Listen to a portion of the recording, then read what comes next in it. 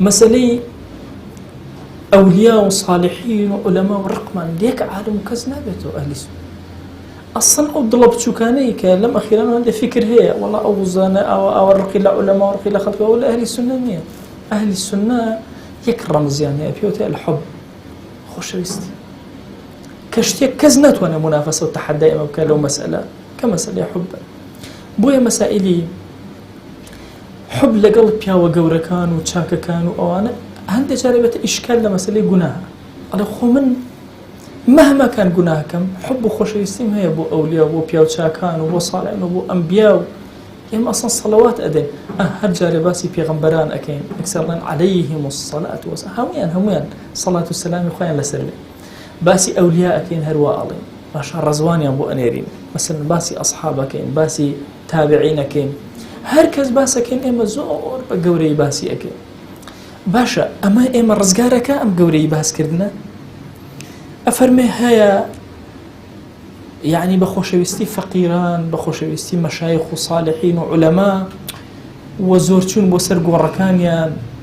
باشا واي تصور كروك أمان شفاعتي بوكن يا هنا كزواي بيواي بباو بابيري الله والله من مادام لأولاي بيغمبرم صلى الله عليه وسلم حرشي بكم قيلاك طبعا السيد فضلي زور زورة إما لقال أو فكرانين كدجي السيد بوستيته لقال أو فكرة شانين تقديسك إمام عمر رضي الله رحمة الله عليه يقول كان إمام علي أخوازه في ألان بوشي خواست أفرمت تنهابوا إلى الرجل قيامتها نسب من لقل في غمري صلى الله عليه وسلم تكلايك هذا وانت الرئيس زيد كري ثابت لقل ابن عباس بسر ولا خكوا زيد كري ثابت عالمي كي زور كورا تسمكي ولا كيبو قلت ولا كيبو أبرد برا كان أول شيء أكيد شون أكيد فرمي في غمري صلى الله عليه وسلم فيري كلون لقل آل بيتي برزم بحرمته وسيريانك بس نك أوي مثلا كابرا عرق بخواته وحرشي خرابة كاريبي كابلا والله من أولاي بيغمرم صلى الله عليه وسلم هجاري ممكن يعني قصيه زور خوشي الله هموكس الله هشكس هل أسي الله هشكس هل أسي الله باوكم وابوجا كسشياك ناخو ولا نانبوجا الله هشكس هل أسي الله والله باوكي من أو أبو الله كسبير لو ناكدو كاك باو بابي تو خوشياكي خورد وإيتو بناي خوي باشا الله يعني إنسان قد بيلا خرابك بيلا شاكك ده أمر جاري وهي أبيت في الله كي جوري الشيطان ووليك أسايش الروح تيجوا والله باوكم بياي كي تشاق وملاك زور جورب وصالحي كي زور جورب يعني مسلمان جايوت شيء بخوا باوكم أولي حسنات كلو بشي هما لك والله باوكم بشتان ناك شو بشتانك يعني مسألة سبحان الله خو هالواسين بدايك وباوك وخو هالواسين بكسي صالح أوش في الله يشتري له في الله كان الشيطان واية تبيش شاوي كتون للدنيا مليكك أجر هبه باوكي خدمتكاري أم مليكة أجر أم هلايا بكا باوكي أبت الشفاعتك للرجل قيامته اشتوانية في غمريان صلى الله عليه وسلم الناس دارترين كشي فاطمة يا فاطمة اعملي كره فاطمة إيش كإيش بخوا من لا يخوا حجز الرئيس فادبتنا قال ماشا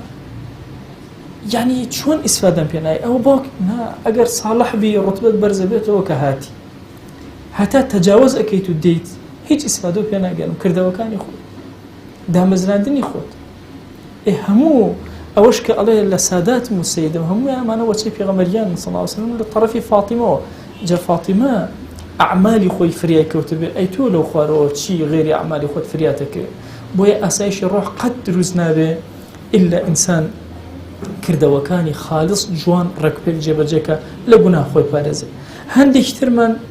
نا مغرورة كاتي سيرك أخوياك بو عظمته مش بم فقيريا على باشا والله أخوياك بو عظيمي خوي تسودي أبينا العذابي منا بخوار عفو مك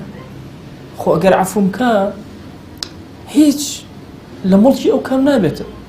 أم فهم غلط خو ما تيجيشنك لجوري خوا بس أم فهم غلطها